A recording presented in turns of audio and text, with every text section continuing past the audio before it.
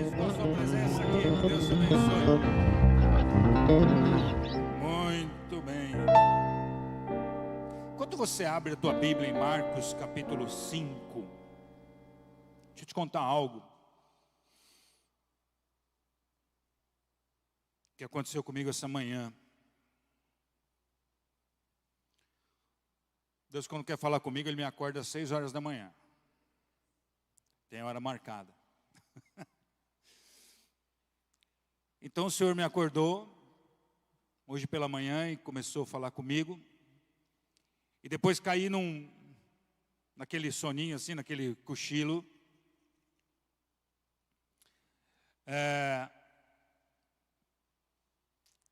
E aí eu tive um sonho. E o Senhor me deu um sonho. E quando eu acordei, o Senhor me explicou o sonho. Dei aquele cochilinho e acordei de novo. E o sonho era o seguinte: estava num lugar,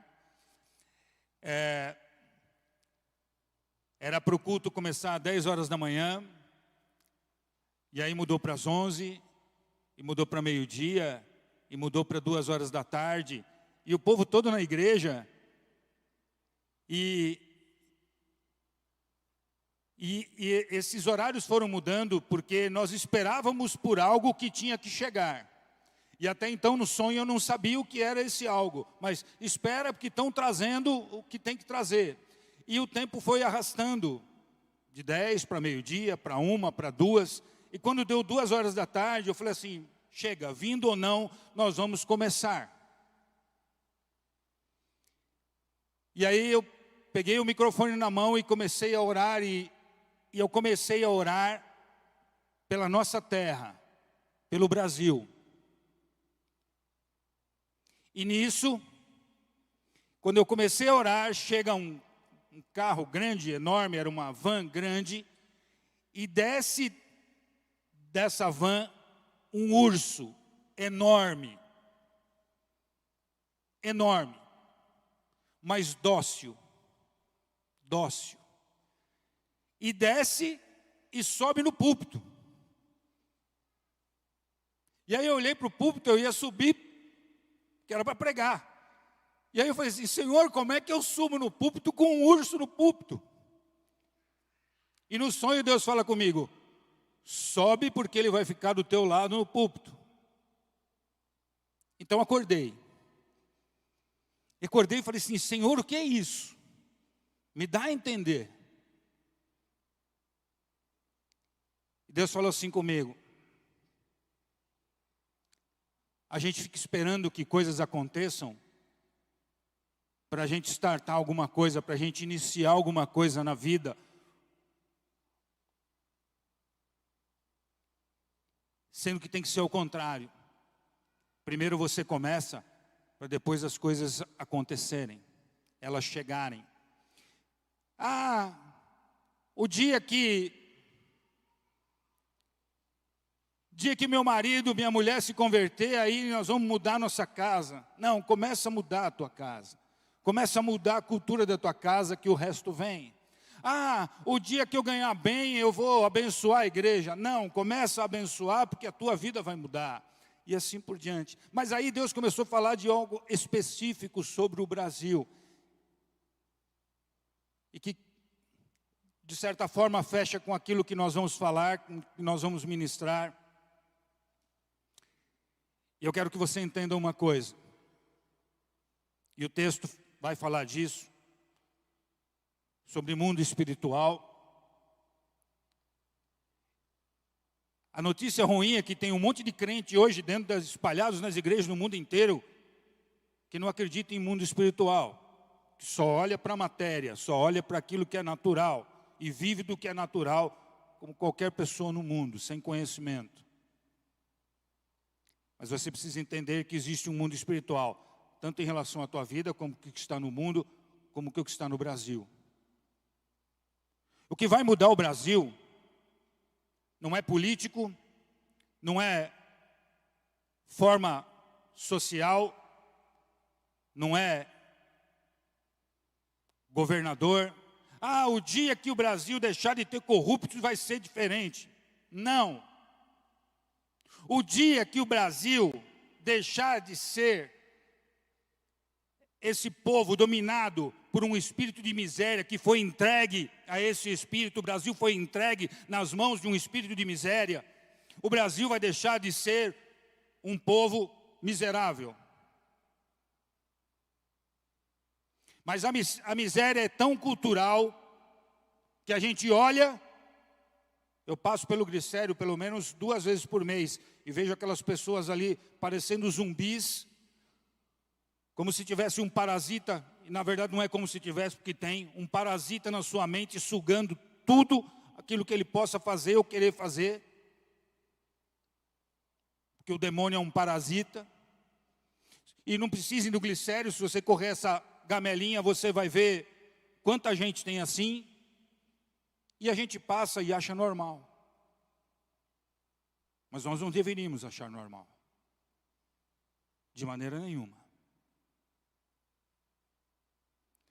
O dia que a igreja se posicionar contra esse espírito de miséria que rege o nosso país, muita coisa vai mudar nesse país. E ela pode começar de nós. E eu então coloquei algo no meu coração. Toda oração que eu for fazer daqui para frente, na minha vida, pode ser para orar pela refeição na hora do almoço. Eu vou orar primeiro pelo meu país. E se você quiser me acompanhar nisso, tome isso para a tua vida. A primeira oração que você for fazer no seu dia, você abrir os seus olhos, agradecer porque você dormiu. Fala, Senhor, cuida do meu país. Acaba com esse espírito de miséria. Depois você ora para o teu dia, depois você ora pelo teu café da manhã, depois você ora pela tua família. Se você quiser fazer isso comigo, eu vou começar a fazer isso a partir de hoje. Amém? Abriu sua Bíblia aí em Marcos capítulo 5.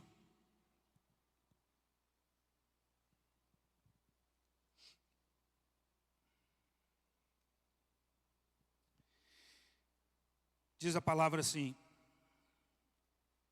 entre mentes chegaram à outra margem do mar, a terra dos Gerazenos, pode ser que esteja Gadareno aí na sua Bíblia. Ao desembarcar, logo veio dos sepulcros ao seu encontro um homem possesso de espírito imundo, o qual vivia nos sepulcros, e nem mesmo com cadeias alguém podia prendê-lo, porque, tendo sido muitas vezes preso com grilhões e cadeias, as cadeias foram quebradas por ele e os grilhões despedaçados, e ninguém podia subjugá-lo. Andava sempre de noite e de dia, clamando por entre os sepulcros e pelos montes, ferindo-se com pedras. E quando de longe viu Jesus, correu e o adorou, exclamando com alta voz: que tenho eu contigo, Jesus, Filho de Deus Altíssimo? Conjuro-te por Deus que não me atormentes. Porque Jesus lhe dissera: espírito imundo, sai deste homem. E perguntou-lhe: qual é o teu nome? E respondeu ele: Legião é o meu nome, porque somos muitos. E rogou-lhes que encarecidamente que os mandasse para fora do país. Ora, pastava ali pelos montes uma grande manada de porcos, e os espíritos imundos rogaram a Jesus, dizendo: manda-nos para os porcos, para que entremos neles. E Jesus o permitiu. E saindo os espíritos imundos, entraram nos porcos, e a manada, que era de cerca de 2.000, precipitou-se no despenhadeiro, abaixo, para dentro do mar, onde se afogaram. E os porqueiros fugiram e anunciaram na cidade pelos campos. Então saiu o povo para ver o que sucedera, e indo ter com Jesus, viram o endemoniado que tinha a legião, sentado, vestido em perfeito juízo, e temeram. E os que haviam presenciado os fatos que lhe contaram, o que acontecera ao endemoniado acerca dos porcos, e entraram a rogar-lhe que se retirasse da terra deles. E ao entrar Jesus no barco, suplicava-lhe o que for endemoniado que o deixasse estar com ele. Jesus, porém, não lhe permitiu, mas ordenou-lhe: vai para a tua casa, para os teus, e anuncia-lhes tudo o que o Senhor fez e que teve compaixão de ti. Então ele foi e começou a proclamar em Decápolis tudo o que Jesus lhe fizera, e todos se admiraram. Feche teus olhos. Pai, obrigado pelo teu amor e graça. Nós queremos, Senhor, nesse momento, clamar pela nossa terra, pelo nosso país, pelo nosso Brasil, para que o Senhor possa transformar essa terra e nos libertar, ó Deus, de toda a opressão e de todo o mal a qual esse país foi entregue já há muito tempo. Que possa reinar aqui, Senhor, não o espírito de miséria, mas o espírito de graça e de abundância que vem de Ti, ó Senhor, para que essa terra realmente seja a terra aonde se cumprirá todas as promessas que há sobre ela. E nós, como igreja, nos posicionamos exatamente em relação a isso e tomamos a nossa parte, Senhor, como igreja, e nos levantamos contra todo esse principado em nome de Jesus. Abençoe esse culto, essa palavra, Deus, aqueles que estão ouvindo pela internet, aqueles que estão aqui, para que o Teu Espírito Santo fale aos nossos corações, nos dê graça e nos dê sabedoria, em nome de Jesus. Amém? Tem algumas coisas que eu quero ressaltar aqui. Antes, eu quero explicar para vocês, um pouco para você entender, e nós vamos falar um pouco mais no final depois, o que é essa terra dos Gadarenos. Afinal de contas, quem são os Gadarenos? Onde é que Jesus estava? A cidade de Gadara. Gadareno vem de Gadara. E também, na própria versão aqui que eu li, por isso eu trouxe inclusive essa versão para ler para você, né, que fala de Gerazenos, que é a mesma coisa. Então, no tempo de Jesus, Gadara fazia parte de uma confederação de 10 cidades, sendo elas Damasco, Filadélfia, Rafaná, Citópolis, Gadara, Ipos, Dion, Pela, Gelasa e Canata, chamada de Decápolis. Por isso que no final aqui fala que ele foi contar a toda a Decápolis, que eram essas 10 cidades. Essas 10 cidades eram cidades de cultura grega, né, que viviam no meio do povo. A gente vai se lembrar disso, aonde, quando Josué vai invadir, né, vai à terra prometida, ele vai lá e diz: expulsa diante de ti os heteus, os girgazeus e também esses girgazeus, né, os girganitas, os heteus, os ferezeus e os girgazeus. Esses girgazeus são exatamente esse povo de Gadara,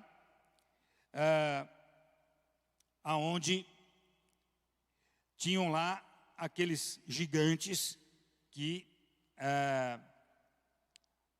foram retirados da terra, aqueles mesmos gigantes que quando os 10 espias foram lá, olharam para os gigantes, ficaram morrendo de medo, né? E só Josué e Caleb que não temeram, e depois Caleb toma o monte, onde tem esses gigantes, e ali se estabelece.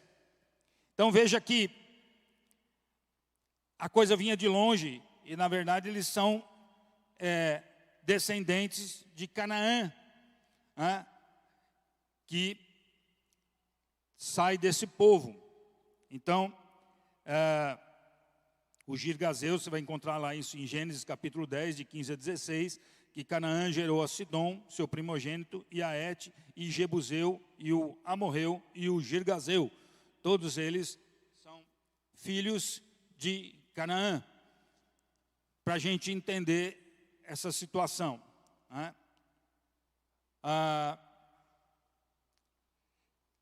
E por que eu estou dizendo isso? A gente vai entender um aspecto cultural nisso. Havia já toda uma cultura desse povo, que era diferente da cultura do judeu.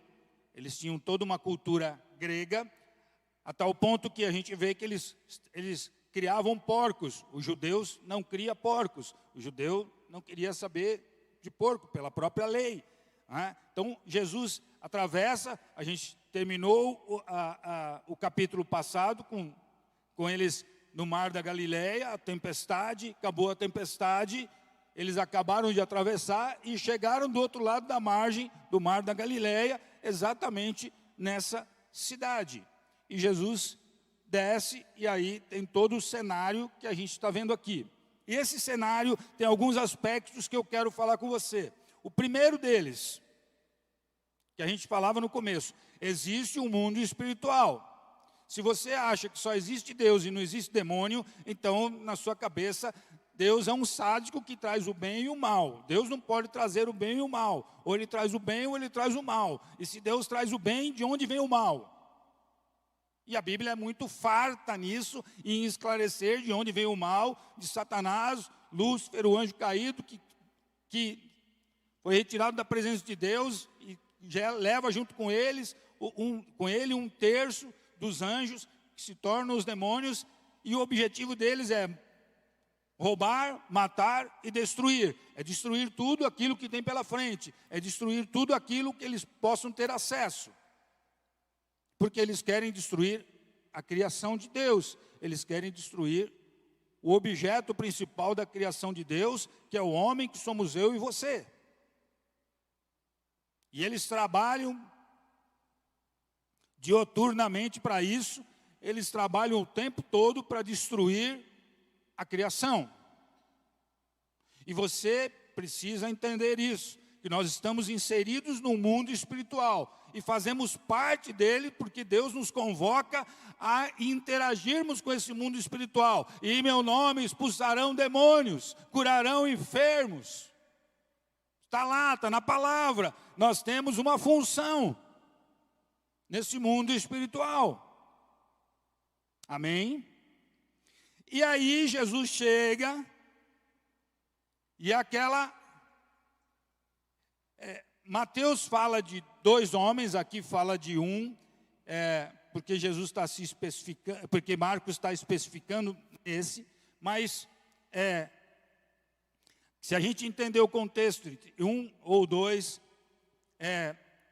era tanto demônio,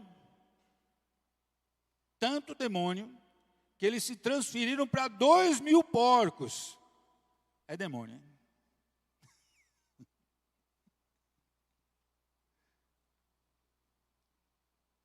Tudo isso em 1 ou 2 pessoas, vamos tentar entender assim.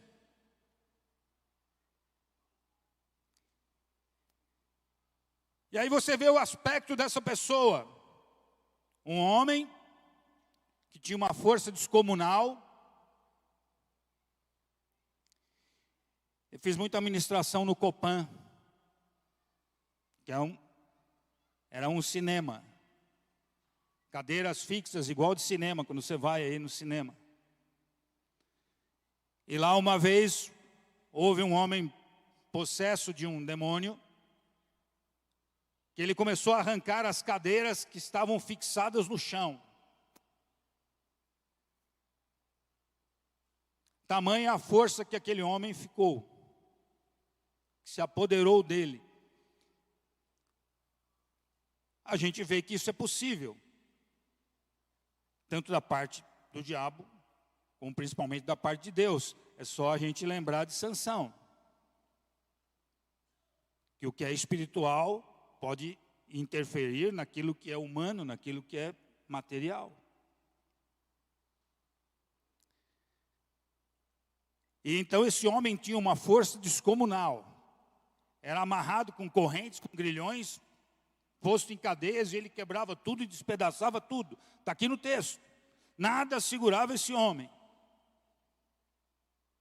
Então, o que não tem solução, solucionado está. Deixa esse homem perambular para lá e para cá, quebrar tudo e acabou.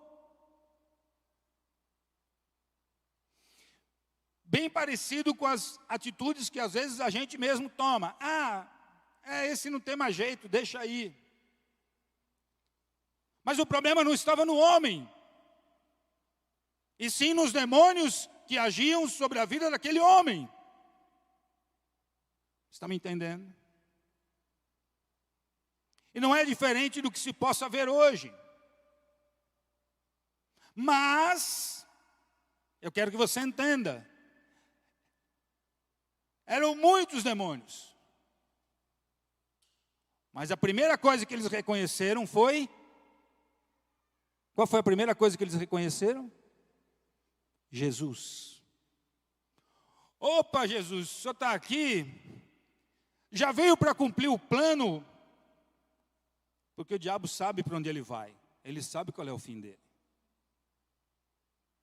Só que ele quer levar junto com ele quem ele puder. E eles falam assim, já veio aqui para nos atormentar? E aí se for em Apocalipse, você vai achar a resposta disso. O que é o fim do diabo e dos seus comandados. O lago de fogo. A tormenta eterna. Então, eles tentam negociar com Jesus. Olha, e aí você vai, Jesus mesmo, ele fala a parábola onde ele diz que uma casa quando é limpa, saem os demônios, eles vagam por lugares áridos e voltando, encontrando a casa limpa, mas sem estar adornada, sem estar preenchida pelo Espírito Santo, ele volta e volta com mais 7, diz a palavra. O que é isso? O demônio é como um parasita, né? Um carrapato, uma pulga, ele tem que estar ligado a alguém para estar lá sugando. Ele se alimenta do pecado, se alimenta da destruição que ele está gerando, porque ele só sabe fazer isso, só sabe destruir. Então, você tem um parasita lá no teu corpo, está lá, está sugando você, está sugando você. Mas o parasita precisa de um corpo para sugar. Então, eles querem estar em... Só que, quando o diabo está indo com a farinha, já diz o caipira, Jesus está voltando com o bolo pronto. E aí eles pedem para ir para a manada de porcos. Mas Jesus já tinha todo um projeto em cima disso. E aí eu quero inclusive entrar em algo. Vou dar um parênteses aqui. Breca aqui o que a gente está falando. E eu quero que você entenda uma coisa. Como igreja a gente precisa ter essa postura. A natureza foi feita, foi criada para estar a serviço de Deus e para o desfrute do homem. O homem é o ápice, é o ponto central da criação de Deus. Repita comigo, eu sou o ponto central da criação de Deus. E por que eu estou te explicando isso? Porque há uma cultura, e toda cultura, toda hipocrisia social vem do inferno. Vem do diabo que vai colocando coisa na cabeça das pessoas para elas deixarem de entender a verdade e trabalharem com aquilo que não é verdadeiro e dar lugar à criação, dar lugar a adorar a criação e não ao Criador. Então tem gente por aí defendendo o animal como se fosse gente. Você pode amar seu bichinho de estimação, você pode amar a natureza, você pode amar as plantas, você pode... Não tem problema, você pode achar que é necessário, é lindo. Nada disso é pecado, está tudo certo. Você só não pode achar que ela tem mais valor do que o ser humano. Que aí você vai estar pecando.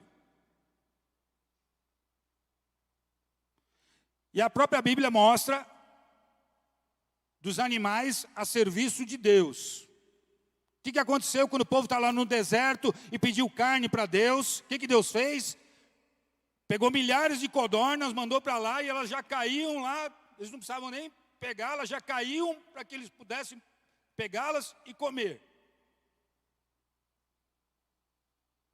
E aí se você falar isso para um vegano, ele vai amaldiçoar Deus.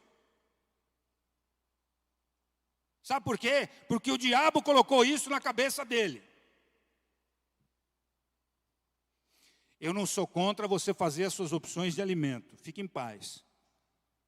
Se você fala para mim que você não gosta de comer carne, eu só vou orar por você, para que Deus tenha misericórdia de você, te abençoe mesmo assim, mas não tem problema. Você só não pode achar que você não pode comer carne, porque essa carne tem mais valor do que o ser humano. Porque aí você vai estar pecando, aí eu vou pedir para Deus ter misericórdia de você e mudar a sua mente. Está me entendendo? Deus disse assim para Adão: você pode comer do que você quiser, menos esse fruto aqui. Foi isso que ele falou para Adão.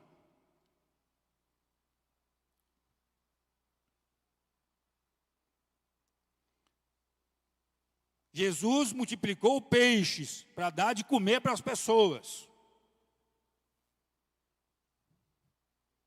Deus usou uma mula para falar com Balaão. A natureza está a serviço de Deus. Está me entendendo? Para desfrute do homem. Ponto. Entenda bem isso. E por que eu estou falando isso? Lembra que eu falei que o diabo está indo com a farinha, Jesus está voltando com o bolo? Jesus já sabia o que os porcos iam fazer. Os demônios não. Mas Jesus já sabia. Porque a natureza está a serviço de Deus. E aí tem gente que lê esse texto e fala assim: ei, mas coitadinhos dos porquinhos. Só falta falar do lobo mau.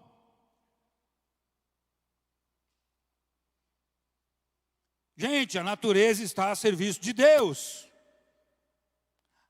Deus não enxerga a morte nem do ser humano, quanto mais do animal, como nós enxergamos.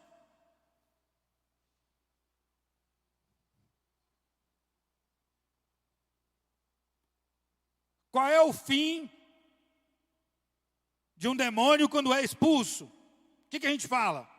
Demônio, vá para o abismo, para onde Jesus te mandar. Para onde foram os porcos? Para o abismo.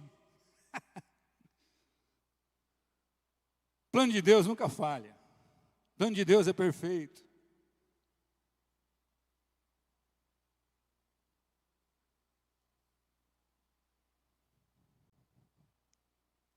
Simples assim. Simples assim. Eles foram para onde Jesus queria.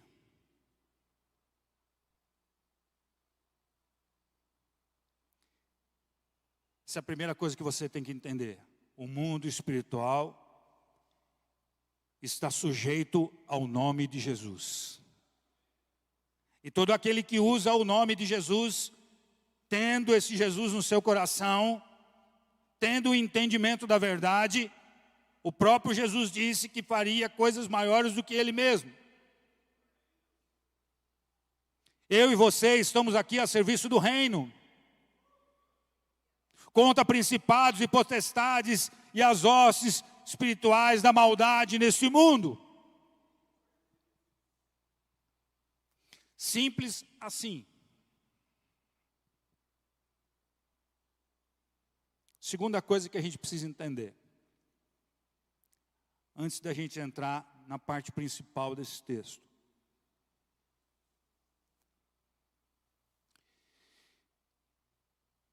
A questão cultural. Jesus estava numa terra de gente que não era judeu, que não era israelita, que a Bíblia chama de gentio, não é gentil de gentileza, é gentio com o no final, que é todo aquele que não é judeu. Tem alguém aqui que é judeu? Tem algum judeu aqui? Se não tem, todos nós somos gentios. Eu e você. Porque não somos judeus. É assim que a Bíblia trata. O judeu, o não judeu.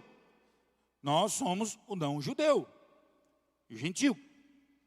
Que tinha toda uma cultura. E que ainda hoje tem toda uma cultura diferente do judeu. Se for lá, o judeu não não faz o que a gente faz. Não come como a gente come, não age como a gente age. Há toda uma cultura diferente. E Jesus entra numa terra de uma cultura diferente para, primeiro, mostrar que ele não veio só para o judeu. E glória a Deus por isso, porque nós estamos aqui por causa desse coração de Deus que não quis que a salvação fosse só para o judeu, mas fosse para nós também. Glória a Deus. Você só está aqui por causa disso. Eu só estou aqui por causa disso. E você não fica feliz por isso?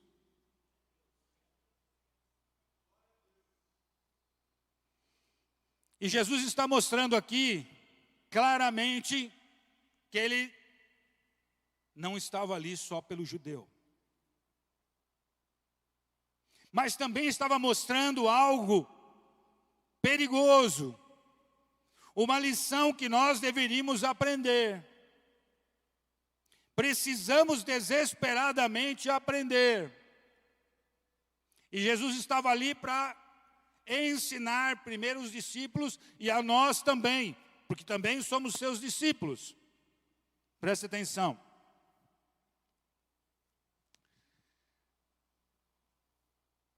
Dentre essa cultura, a própria criação dos porcos. Mas, qual era a cultura principal? Olhar só para o que é material.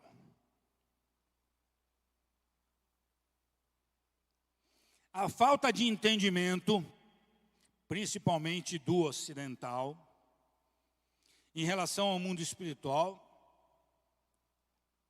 é enorme. A cultura materialista, a cultura do viver só do que os olhos veem, é enorme. Um povo que não soube entender um processo que Jesus estava propondo para eles. Entenda. Jesus vai lá, expulsa os demônios, entenda o processo. Eles vão para os porcos se precipitam no abismo, morrem. E o que diz o texto? Que o dono dos porcos, esses porcos, tinham um dono. Está escrito aqui. Amém? Eles correm para a cidade e vai contar para todo mundo. Olha, o cara lá do cemitério, papapá, chegou um tal de Jesus lá, tirou os demônios, eles foram para os porcos e se precipitaram. Aí vem o povo. E o que eles veem?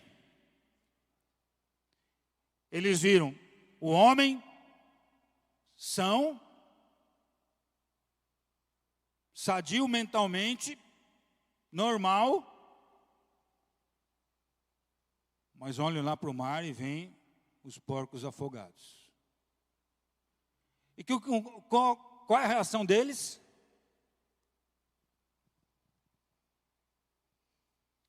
Ô Jesus, você vai vir aqui para ficar matando o porco da gente, é melhor você ir embora. Não é o que está escrito?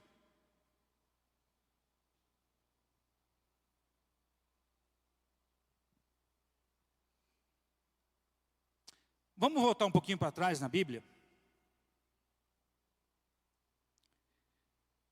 E lembrar de uma história bem parecida com essa.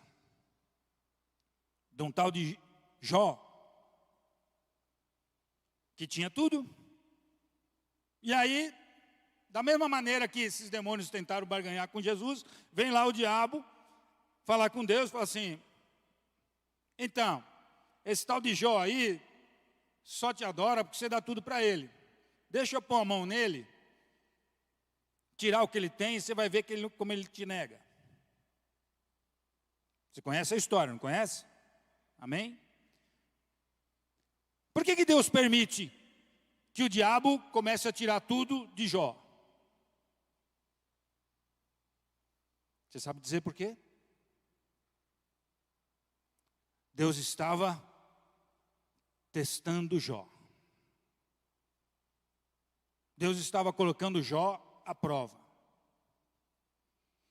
Sabe o que Deus faz comigo e com você de vez em quando?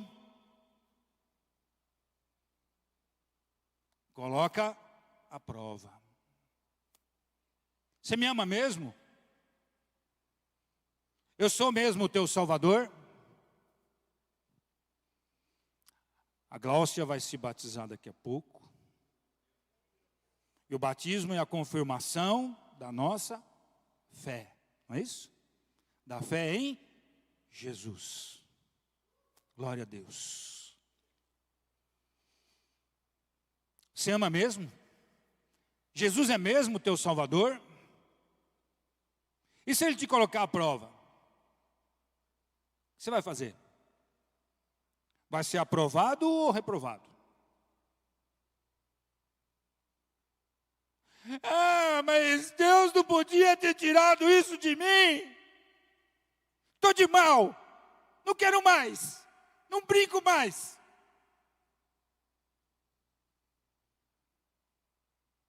Foi essa a reação de Jó? Foi essa a atitude de Jó? Mas Jó foi aprovado. E eu e você, estamos sendo aprovados nas nossas provações.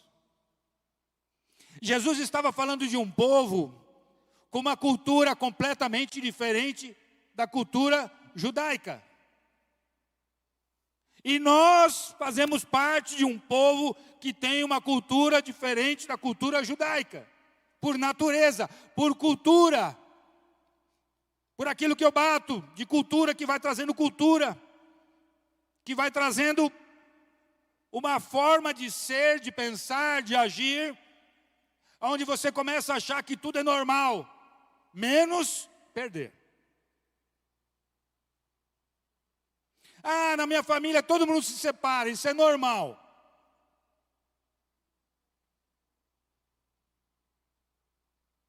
Mas se eu ficar 2 meses desempregado, Deus não me ama.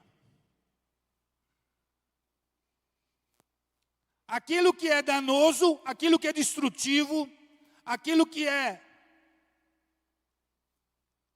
completamente fora do propósito de Deus, a gente acha normal. Agora, ser provado, a gente acha um absurdo.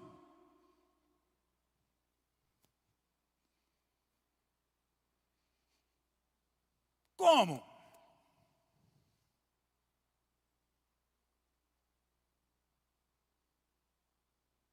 Como é que a gente faz com isso? Como é que a gente lida com isso? A Bíblia fala que nós temos que ter a mente de Cristo, uma mudança de pensamento. Daquilo que realmente importa, daquilo que realmente não importa.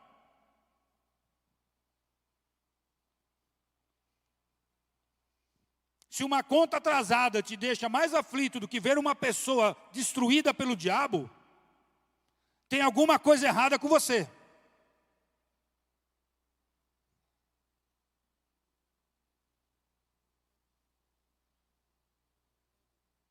A irmã estava no encontro. Tinha mais alguém que estava no último encontrão aqui? Ah, está aqui, está aqui, está aqui. É verdade. O que a gente conversou no domingo de manhã? Lembram? Vocês chegaram lá, o pessoal chegou lá na sexta-feira, uma doideira, porque tinha enguiçado o carro, que tinha não sei o quê, e na sexta-feira estava todo mundo bravo, estava todo mundo... Né? 24 horas depois, sábado à noite, tudo tinha mudado. 24 horas. E aí eu falei no domingo de manhã,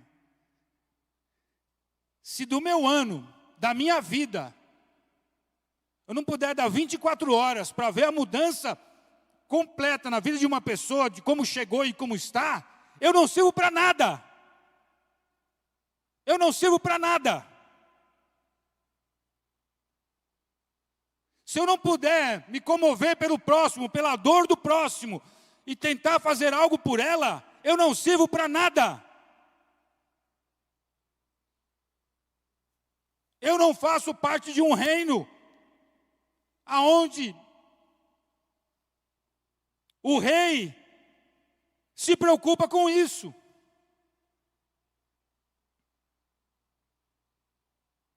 E não com as pequenas coisas.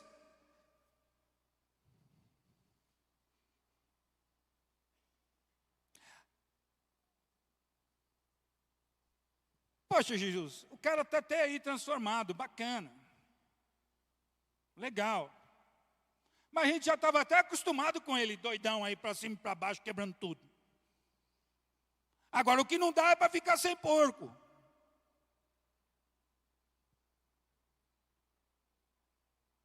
Da minha casa ser uma bagunça, eu já estou acostumado. Mas boleto vencido na segunda não dá, né, Jesus?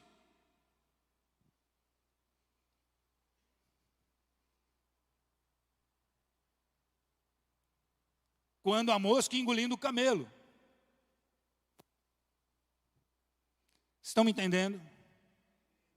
Esse povo de Gadara representa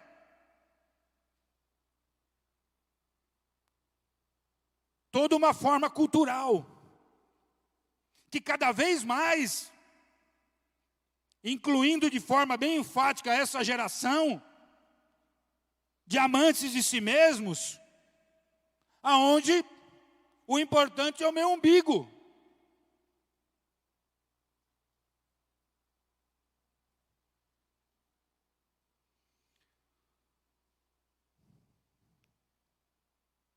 E a gente faz o quê com isso? Continua batendo no peito, falando assim, eu sou crente, eu sou cristão.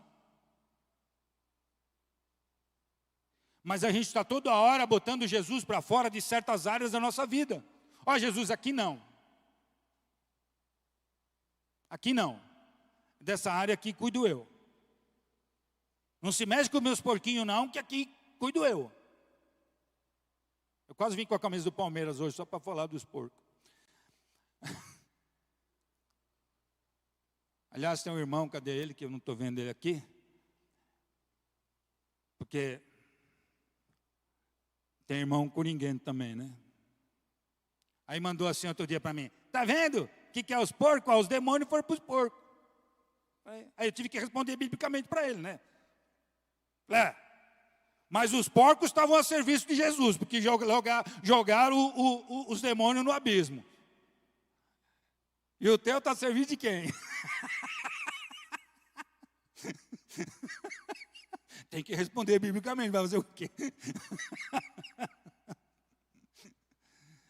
Gente, e quanto a gente estiver mais preocupado com os porcos do que com a libertação de alguém, quanto a gente estiver mais preocupado com o nosso umbigo do que com o nosso próximo, a gente está longe de ser um cristão idealizado por Jesus. E Jesus, nessa passagem, está mostrando exatamente isso. Uma cultura de um povo que preferiu botar Jesus para fora. Ao invés de trazer outros, olha, tem mais gente assim. Ajuda aí, Jesus. Não, Jesus, para por aí, porque já deu prejuízo. Ah, vou ter que abrir mão disso, daquilo, para seguir Jesus. Parou. Não dá. Disso eu não abro mão. Mas Jesus me entende, né? Não tem problema.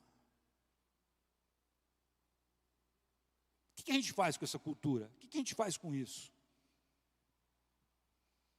Até quando a gente vai achar que tudo é normal? Até quando a gente vai achar que o nosso país é assim, porque é assim?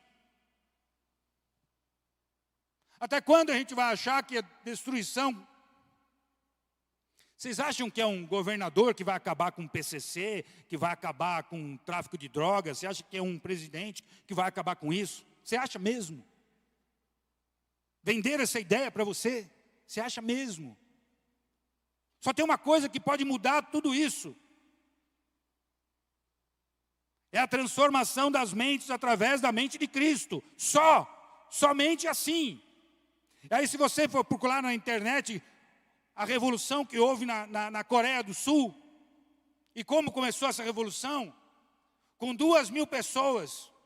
Uma revolução começou com 2.000 pessoas na Coreia do Sul, orando dia e noite pelo país. E um país era um país de favelados, hoje é um oásis no meio daquela falta de estrutura do que tem desde Singapura, Coreia do Norte e aquela região toda.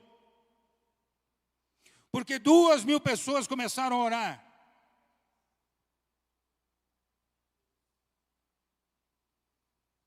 A revolução está nos joelhos.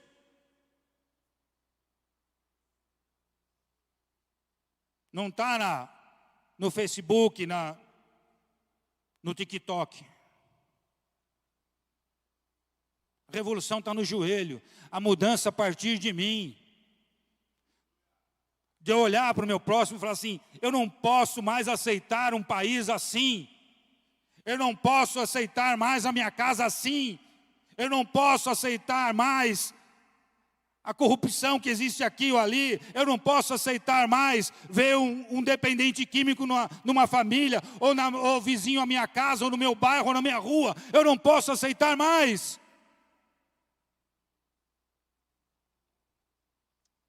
Eu não posso aceitar mais o adultério institucionalizado. Eu não posso aceitar mais a prostituição que existe.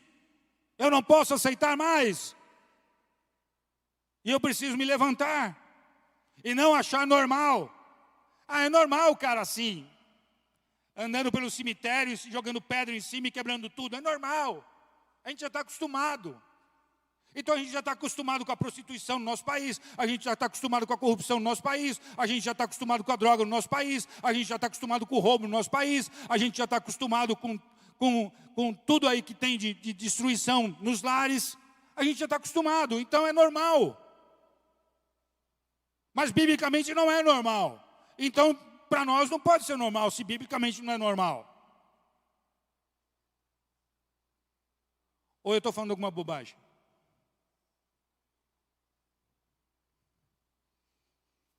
E Jesus estava mostrando exatamente isso para nós. Ama o teu próximo como a ti mesmo. Amaram mais aos porcos do que a um endemoniado.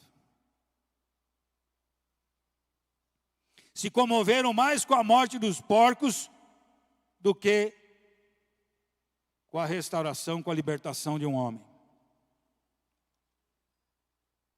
Porque eles tinham um problema cultural que vinham desde os gigantes lá, da terra dos Enaquins.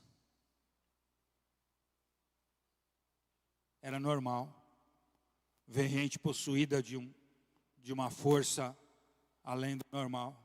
Então é normal. Já é assim. Mas nós não somos desse mundo. Nós não estamos sujeitos a esse principado que está aqui. Deus nos chamou para fazer parte de um outro mundo.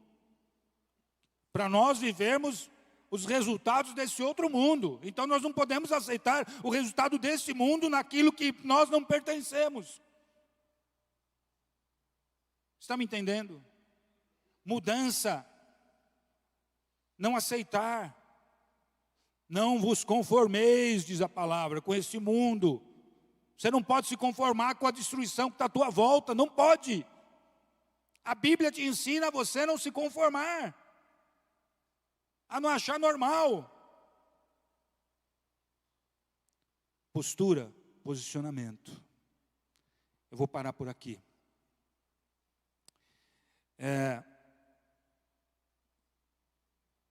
Só precisamos entender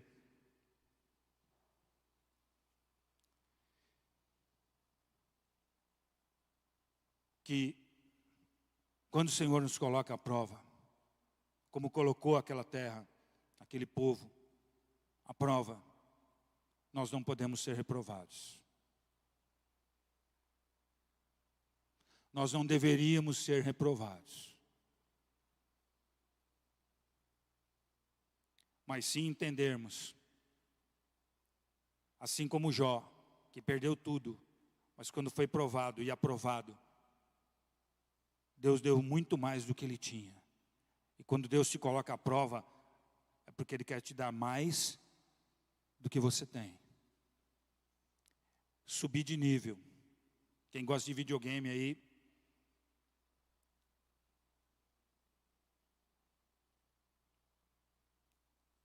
subir de nível. Deus nos coloca à prova quando Ele quer subir a gente de nível. Mas não fica olhando para os porquinhos, não. Eles fazem parte do projeto de Deus. Às vezes a perda que você tem faz parte do projeto de Deus. Você só vai ter uma atitude a partir do momento que você perdeu alguma coisa. Só vai mudar uma postura se você perder. Senão a gente fica na zona de conforto. Eu não sei como é que você chegou aqui hoje.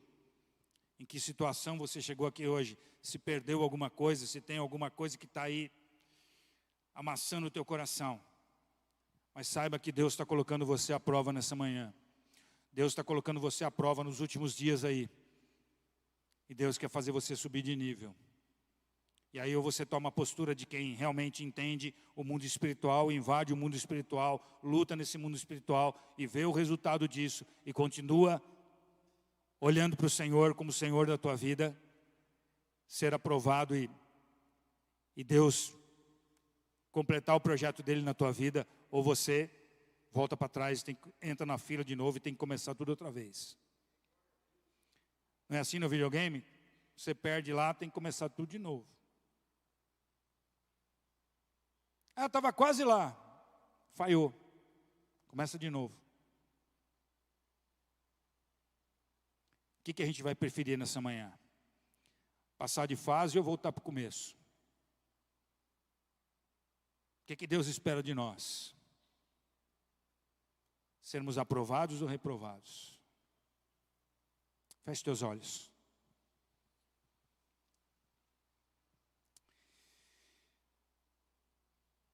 Deus é um Deus de misericórdia, de graça. Mas que conhece mais a tua necessidade do que você mesmo. Conhece mais o teu coração do que você mesmo.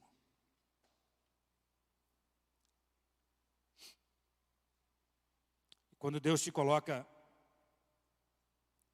em provas, te coloca porque te ama, porque quer mudar a tua vida, porque quer te fazer crescer.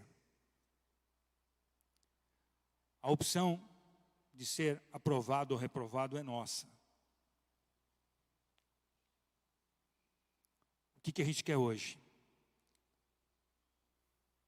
Ser aprovado ou ficar com as migalhas? Ou ficar com aquilo que os porcos, o Criador podia começar a criar tudo de novo e ter os porcos todos de novo depois de um tempo. Mas aquele homem, e Jesus fala para ele, vai para a tua casa e conta para os teus familiares a misericórdia que Deus teve de ti. Está no texto aqui.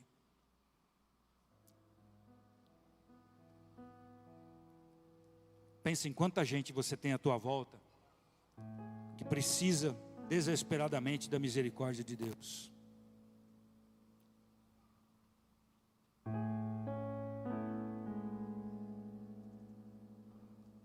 Mais do que alguém precisa de algo que hoje tem, amanhã não tem. Se hoje não tem, amanhã pode ter de novo. O que você veio buscar nessa manhã? Migalhas ou um coração novo? O que Deus prefere que você saia daqui com migalhas ou com um coração novo?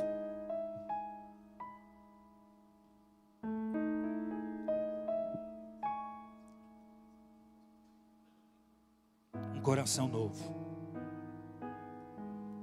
Quem quer um coração novo? Quem precisa de um coração novo? Vamos ficar de pé em nome de Jesus. Eu não sei como você entrou aqui. Se há alguém que quer entregar a sua vida a Jesus nessa manhã. Se alguém precisa entregar o seu coração a Jesus nessa manhã, para que ele seja transformado.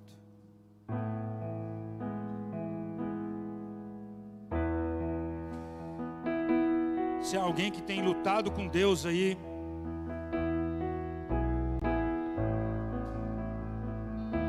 que está olhando aí por tudo que falou para Deus essa semana,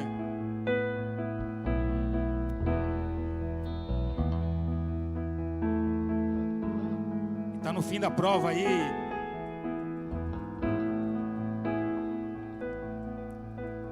e agora olhando para a prova não sabe se vai ser aprovado ou reprovado. Se tem alguém nessas condições, vem aqui à frente, quero orar por você. Se você está enfermo, se você tem passado por uma luta e essa luta tem afetado o teu coração, se você tem passado uma luta financeira e isso está afetando o teu coração, se você tem passado uma luta familiar e isso está afetando o teu coração,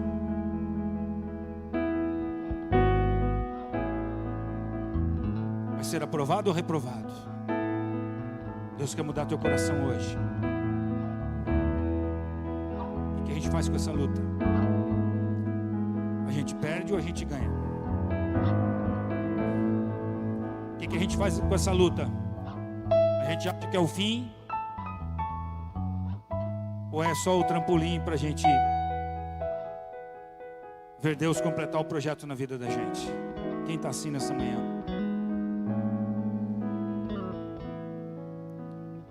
Coração apertado. Fazem 20 dias que eu estou com uma alergia. Peguei os exames agora cedo. Não tem nada. São 20 dias que eu me coço.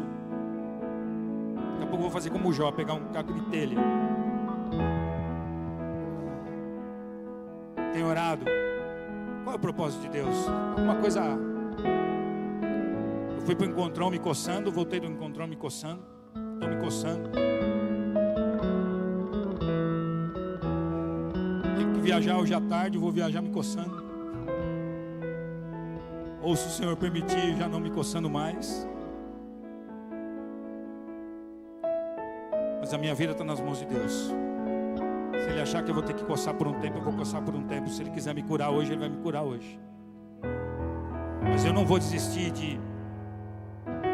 Nem vou me revoltar com Deus porque eu estou me coçando. E nem vou desistir de buscar nele deixar de me coçar. Está entendendo? O que você quer hoje? Já acostumou com o que está ruim? O famoso está ruim, mas está bom? Para Deus não tem está ruim, mas está bom. O está ruim precisa sair do caminho para dar lugar para o está bom. E o está ruim só sai quando a gente se posiciona, olhando para Deus, enxergando nele a graça, a misericórdia, e olhando para o nosso problema e falar assim: eu tenho um Deus que é maior que você.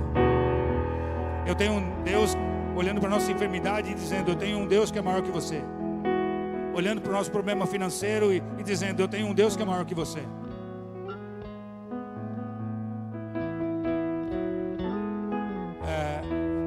Os presbíteros e líderes de célula, quem pode vir aqui me ajudar para orar com esse pessoal? Vamos orar. Você que está aí, peça um coração novo para o Senhor poder te dar um coração para olhar pelos que precisam de misericórdia, pelos que precisam da graça, da misericórdia de Deus. Pai, nós oramos a Ti, Senhor, e clamamos